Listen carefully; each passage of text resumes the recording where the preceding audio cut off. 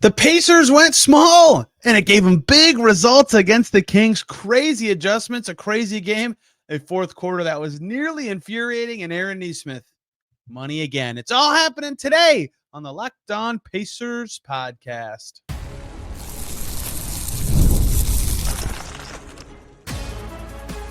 You are Locked On Pacers, your daily Indiana Pacers podcast, part of the Locked On Podcast Network, your team every day.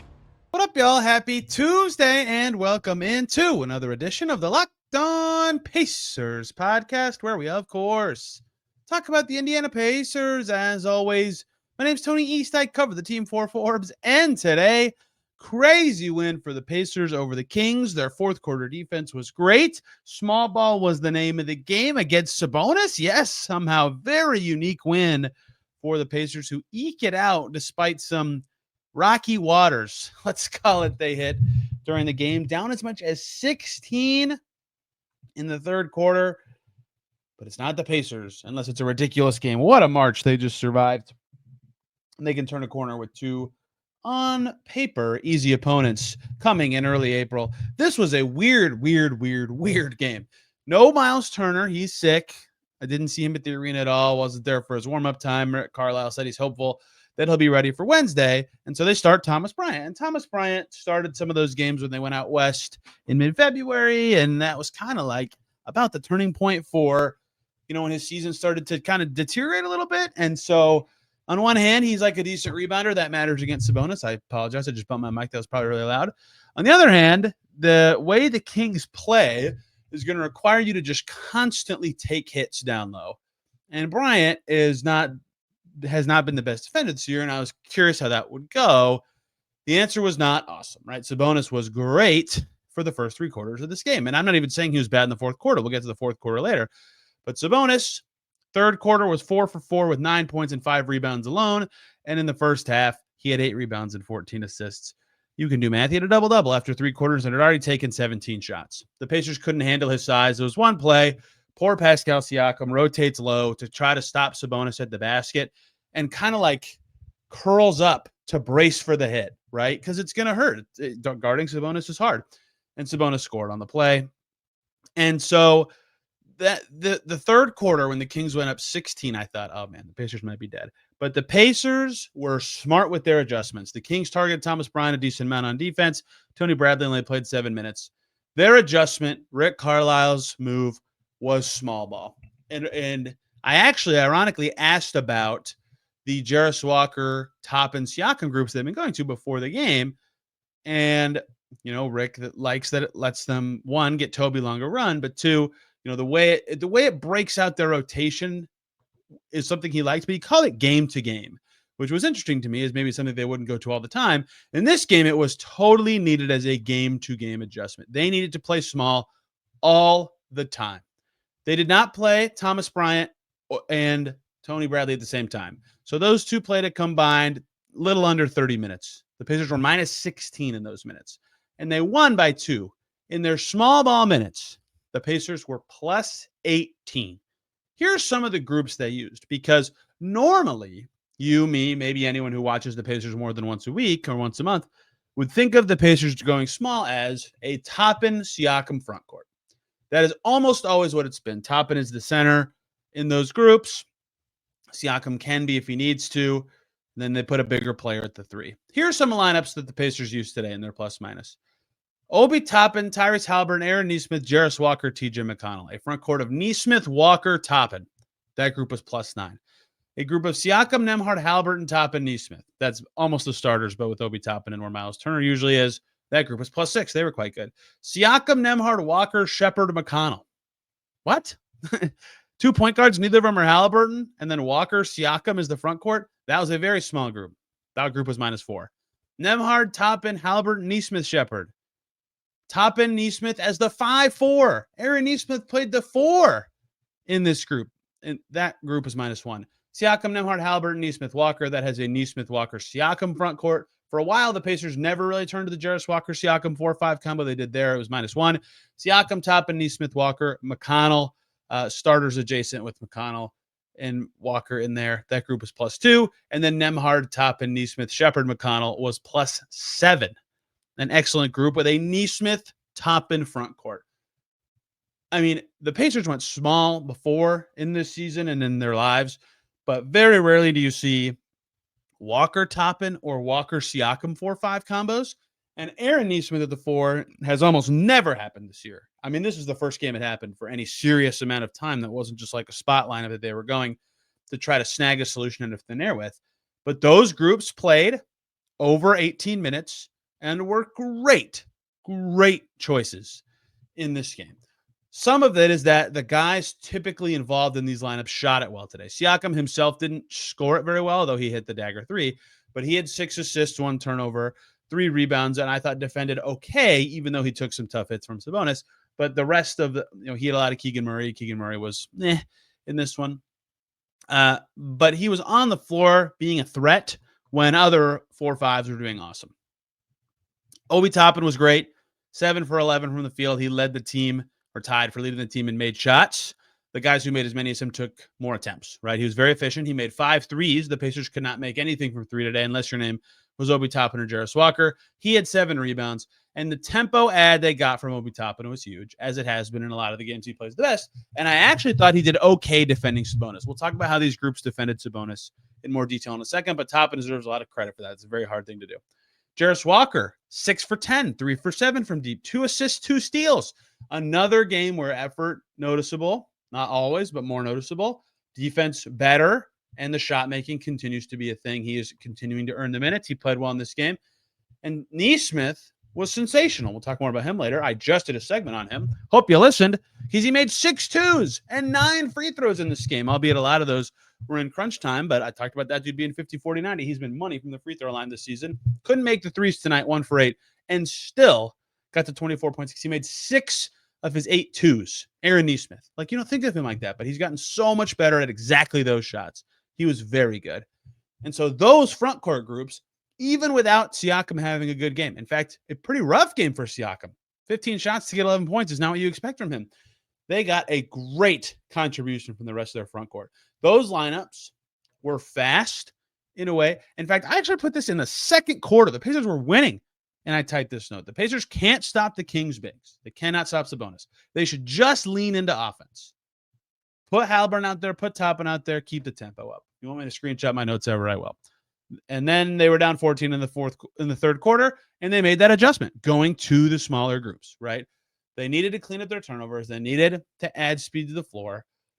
And that is what they did in this game to make it happen. The other thing they did better with this group is they trapped the ball handlers when Sabonis would set screens. And that sounds counterintuitive, because then if you get the ball to Sabonis, there's help coming. And they did well with that too. Andrew Nembhard in particular had a nice steal helping on Sabonis when he turned under the basket.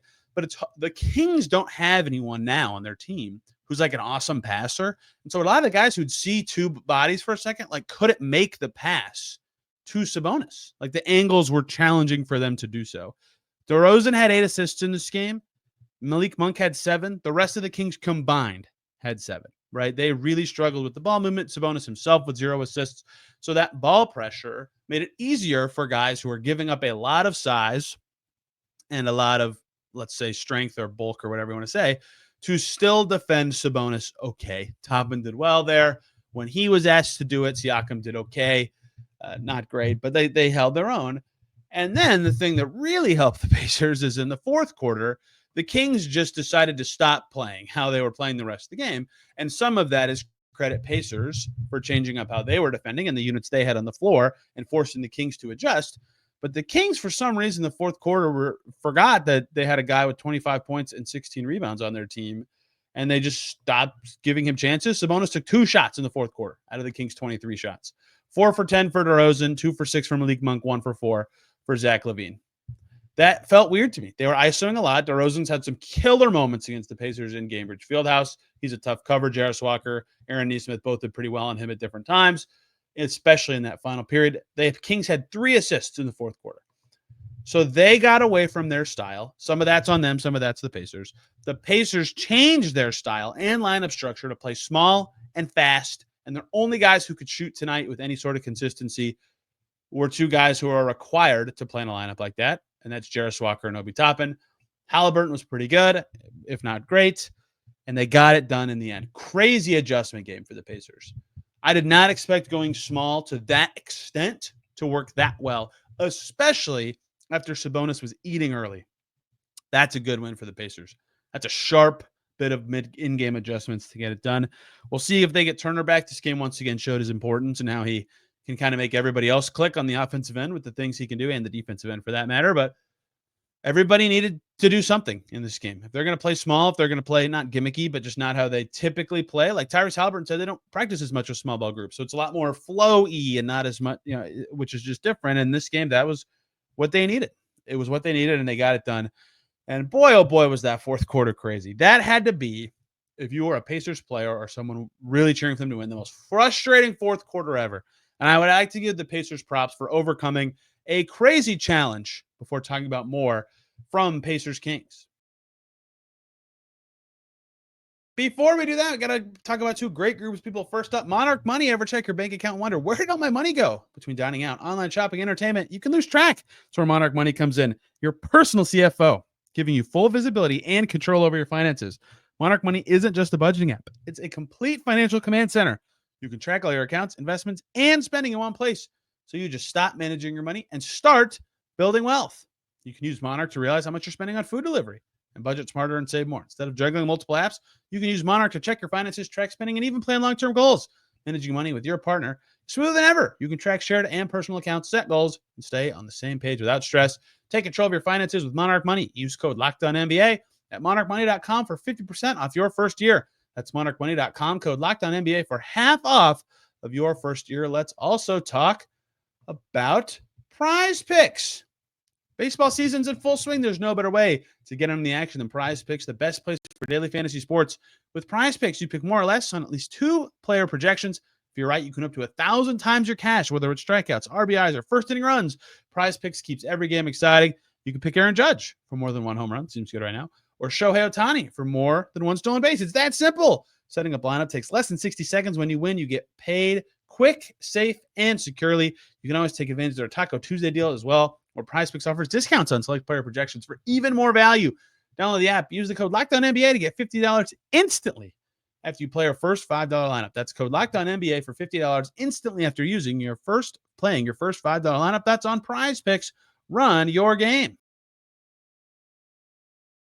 We're back here on Locked On Pacers. Thanks for making us your first listen today and every single day. Make Locked On Kings your second listen here about how they blew it and did not play the way they normally do in the fourth quarter. And hey, the A's are in Sacramento now. They debuted last night too. Lots of interesting things for Sacramento sports. The Kings, I think, should probably pull the plug on this season. Matt Georgia will have takes on all that over at Locked On Kings.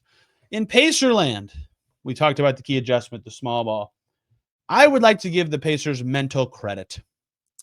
If you watch the game, you know what I'm talking about. If you didn't watch the game in the fourth quarter, so first of all, the Pacers had they were like in it, but they were up 10 in the first quarter, and then from basically the middle of the first quarter to late in the third, it was all Kings. The Kings lead got as big as 16, and yes, the Pacers were winning at times in the second quarter, and it was like a technically back and forth game, but the Kings were basically plus 26 over a 2-quarter span and up plus 20 for a little more time than that.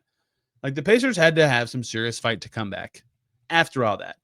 And yet, in the fourth quarter, in a game where they found the adjustment to come back, in a game where the Kings were getting in their own way, the Pacers could not take the lead or tie the game in the most, to the point that it was excruciating for fans, right? A group of people ready to explode. Yes, there they did it again, a 16-point comeback. It's what the Pacers do all month. They're ready, and the Pacers could not do it.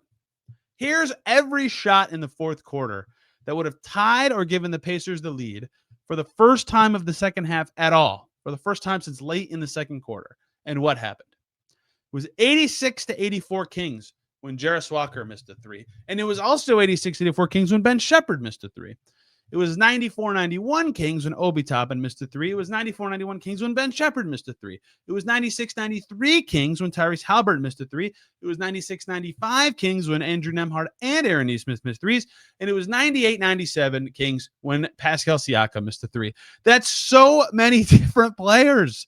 That's 6 different players amounting to, what is that, 8 shots that all could have tied or given the Pacers the lead.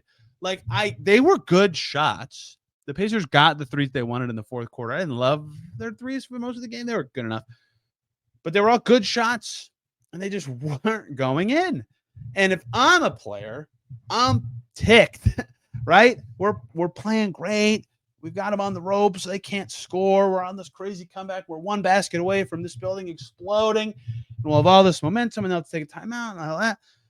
And they just could not do it. That first Jarris Walker three, it was 86-84 in the fourth quarter. It was like a minute in to the period. That was their first chance to actually take the lead. He missed that three with 10:36 to go, so less than 100 seconds into the quarter, less than 90 seconds into the quarter. The shot that finally gave the Pacers the lead was a Tyrese Haliburton three with a minute and 17 seconds left. Over 9 minutes, they had basically a shot a minute to take the lead or tie the game, and missed all of them. That is some mental toughness.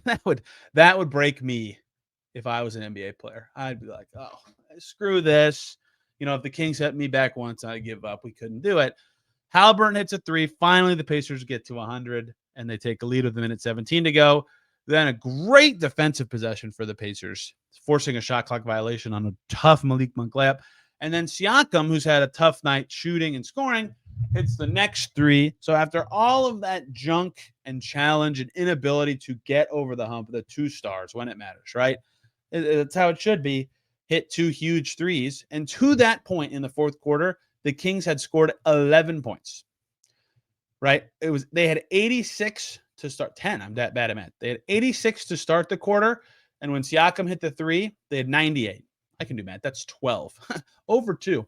They had 12 points in 11 and a half minutes. So on one hand, credit the Pacers' toughness mentally for overcoming all the challenges that they had to get to that point. And 2, credit their small ball for getting them enough points to take the lead. But their defense in the fourth was much better. And I know that the Kings walked into it partially with what I mentioned earlier by just completely abandoning the play style that got them a big lead in the first place. But the Pacers defended them quite well in the fourth quarter. 6 missed shots for DeRozan. Nesmith and Jarris Walker were giving him trouble. So the Kings didn't score again. Awesome defense by Nembhard on Levine. And then it was a free throw game after that. And look at that. Money at the foul line. Nesmith hit 6 in the final minute and Haliburton hit 2. So the Kings went on this crazy flurry, right? They had 12 points in the first 11 minutes and 37 seconds of the quarter, and then got a DeRozan 3, Monk 3, Sabonis putback, and Levine 3 in the final 23 seconds. They scored 11 points in 23 seconds, but that still wasn't enough with the Pacers perfect at the foul line, and Haliburton and Siakam finally hitting the free throws to get it, or the threes, to get it done. That actually took mental strength that I was impressed by, and I asked guys about it, like, at what point are you just like, man, this stinks. Fourth quarter defense for the Pacers, I mentioned several times, but they deserve a lot of credit for that as well. DeRozan goes 4 for 10 with just 1 assist. Keegan Murray misses his only shot. Zach LaVine goes 1 for 4, and his made shot was a 3 that was completely irrelevant to the results of the game. Malik Monk goes 2 for 6 and 1 for 5 on 2s. That defensive improvement from the Pacers, I thought, was as important as anything they did in that game. They played everybody for significant minutes in the rotation. They played 9 guys, almost 5 minutes or more in that quarter. Only Nembhard played the full quarter. Nembhard played a great defensive game on Zach LaVine, and everybody who played did a good job either collapsing on the bigs or getting up to the ball or defending their man. Like, it was a very impressive quarter after a not so good rest of the game where the Kings were shooting well and the Pacers were beating themselves with turnovers and all sorts of yucky things that the Pacers would like to have back. They deserve a lot of credit for having that mental strength, and they've shown it all month. They keep winning these close, tight games with something new or different than the last one. They should have gotten more benefit of the doubt in my own brain that they weren't going to break and they were going to find a way, but it just felt so painful. So painful. So credit Haliburton for getting the one to go against his former team. Siakam hits the second one, and then we get a little dance action. If you haven't seen it yet, Haliburton topping and Siakam do some dance move I won't even try to describe. On the half-court logo, it was Siakam's idea / James Johnson's idea, I guess. Haliburton wanted in on it. It looked very fun. And winning is fun for the Pacers, who tighten their grip on the 4th seed. This win, secured them top 7. They can no longer finish with a worse record than the Orlando Magic, meaning the next Pacers win or loss by the Hawks will clinch the Pacers a playoff spot. The Hawks play tonight, the day this comes out, against the Blazers, and the Pacers' next 2 games are against the Hornets and Jazz. A near certainty that the Pacers will have their playoff spot secured by the end of this week, and almost certainly even sooner, given opponents at stake, and a deserved win for the Pacers against their second hardest opponent this week. Got to talk about Aaron Nesmith again and some other ripple things from this game here on Locked On Pacers. Before we do that, let's talk about game time. There's nothing like watching basketball live, the energy of the crowd, the sound of the sneakers on the hardwood, and maybe even a celebrity side and courtside. If you want to catch a game in person, Game Time makes getting tickets easier than ever. Game Time's new feature, Game Time Picks, filters out the fluff and shows you only the best deals on great seats so you don't have to waste time scrolling through thousands of tickets. You can check the Game Time app, and there are amazing deals on tons of huge fun stuff coming up in the NBA, even in college, still rolling. And Game Time Picks even highlights super deals, giving you the best bang for your buck with seat views before you buy, no surprise fees, and a lowest price guarantee you can book with total confidence. Take the guesswork out of buying tickets with Game Time Picks. Download the Game Time app, create an account, and use the code LOCKEDONNBA for $20 off your first purchase. Terms apply. Again, create an account and redeem the code LOCKEDONNBA for $20 off. Download Game Time today. What time is it? Game time. Back here on Locked On Pacers, thanks for making this your first listen today and every single day. For your second listen, Locked On Celtics. That team is rolling. Could they get the 1 seed? Maybe. Will they? I doubt it, but they're rolling. Locked On Sixers would be a good one as well. The Sixers thrilled to see the Brooklyn Nets beat the Dallas Mavericks. The Sixers might actually keep their pick, which is both sad and impressive. All in one motion. Pacers leading scorer, Aaron Nesmith. Aaron Nesmith, thank you for following up a Locked On Pacers segment about you with an excellent game. I know I already ran through this, that he played well and had 24 points and led the Pacers in scoring by making 6 twos. But that's just, especially with Mathurin out, like invaluable to the Pacers to actually have wing scoring that's meaningful. Look at his shot chart. 4 makes right at the basket, 5 even, right? Like, he was awesome attacking in that way. And I think his first make was a 3, and then all the rest of his makes were not. Like, he did really well. Yeah, I'm rewatching all his shots right now. His first make was that corner 3, then a gorgeous running reverse layup in transition off a beautiful pass from Haliburton. That's a Tyrese created shot. A driving floater, that's the one where you can see like he's defended by Zach LaVine in a way that allows him to wiggle him off the line. He gets to the basket and scores. Another driving layup set up by Siakam where he gets involved in the action, runs a guy off the 3-point line, turns, gets to the elbow, and scores. 5 straight shots classified as driving or running by the NBA, right? That's what he's gotten so good at. Keegan Murray jumps at a shot fake, boop, he gets in the lane, he scores. Like, he has so much polish on that in a way that he didn't last year. Not that he was bad at those last year. In fact, the game slowing down for him is mostly why he got so much better last year. But like a floater between 2 defenders when the Pacers are down 11, who would have thought that they should turn to Aaron Nesmith for those last year? It's very impressive what he's shown there. Blurs to the basket and then money at the foul line. He's been such a good free throw shooter this year, and 6 in the final minute. That is a well-earned 24-point game. His best offensive weapon is his 3-pointer. 40, whatever it is, percent after going 1 for 8 in this game. It's lower, but that's his thing. That's 1.2 points per shot. To have this level of efficiency on 2s is sensational, right? And that is a huge thing for the Pacers in this one. Thomas Bryant did his best. 7 points. Like, he fought hard on the glass. He had 7 rebounds in under 22 minutes. But that he got attacked by the Kings in this game, whether it was just Sabonis going at him down low or they'd put him in actions, right? He had to defend the screener, defend the ball, whatever. That's a lot of stuff he had to do on that end of the floor. That's where he, so many people have said something like, the per 36s, maybe he could play more. No. He is in the perfect role for Thomas Bryant. Tony Bradley, too, struggled with some of those defensive things. He made both his shots and had enough rebounds. Like, he wasn't ineffective or anything, but a struggle there. Haliburton gets his double-double streak back with 18 and 11, but 5 turnovers, 3 in the first quarter for Tyrese Haliburton. 2 of them on bad passes that, like, one of them was actually probably his fault. Like, he's had some bad pass turnovers of late that are like, maybe not. Maybe both guys just kind of misread that. He'll be kicking himself for that. He hasn't had 3 turnovers in a game since February 11th entering this one, since before the All-Star break when they played the Knicks. Today he had 3 in the first quarter and 5 total. So that's going to hurt his gaudy assist-to-turnover ratio, but he made up for it with 7 for 13 from the field, including 5 made twos for 18 points and 11 assists. He was quite good. So he and Nesmith were the standout starters. To me, Nembhard's defense on Zach LaVine, extremely important. The whole bench was pretty good, though. I talked about Toppin and Walker, how those two made threes and had the size and skill and speed element to keep things going with that bench. 7 boards for Toppin, lots of stock stuff for Walker. That's all great. TJ McConnell was good in this game as well. They could comfortably play him a lot, and with other Pacers point guards, he played over 21 minutes, made 4 shots, had 4 assists, only 1 turnover, and a steal, +9. He was very important in this game. He made some of the shots that felt automatic for him last year, quite frankly, and he's played pretty well against the Kings the last couple years. Maybe they don't have a good game plan for him. Maybe they don't have the right personnel to slow him down. But he was very, very important at table setting for this group, just as much as he could add to the speed of the game and help the Pacers play their style when out there. And Ben Shepherd defended Zach LaVine pretty well. He couldn't make anything again, but contributed in lots of other ways. So despite a not good night from centers and Siakam going 4 for 15, everybody else had a niche that was important in this game. Whether it was leading a small ball group, whether it was finding a defensive solution that was important, whether it was making a bunch of free throws late, whether it was being the only guy who could make threes, whatever, that was very important for the Pacers and what they'll need to find in the playoffs, right? Wins like these are hard to come by in postseason settings, but they keep finding ways to wiggle out of really, really weird games.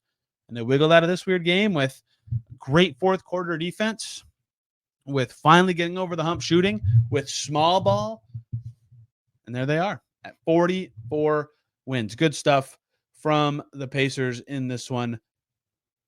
They're so close to clinching that playoff berth. We'll see when it happens tomorrow. We should have a guest, TBD on how or why, because I'll be celebrating a personal holiday, let's call it, on Tuesday. So probably no guest till Thursday. I forgot about that when I was ambitiously planning this week on Locked On Pacers. And then Wednesday will be post-game Hornets, the Pacers kryptonite. Maybe I'll run through some hilarious Pacers Hornets stats tomorrow. And then guest Friday and Pacers Jazz that night. So lots of fun stuff coming here on Locked On Pacers. Apologies for the tiny bit shorter show today, but we're back tomorrow talking Pacers. You can find me on Twitter and on Blue Sky at Tony Tyrese. This podcast is on Twitter at Locked On Pacers. Hope you guys had a wonderful day and enjoyed the show. We will see you tomorrow.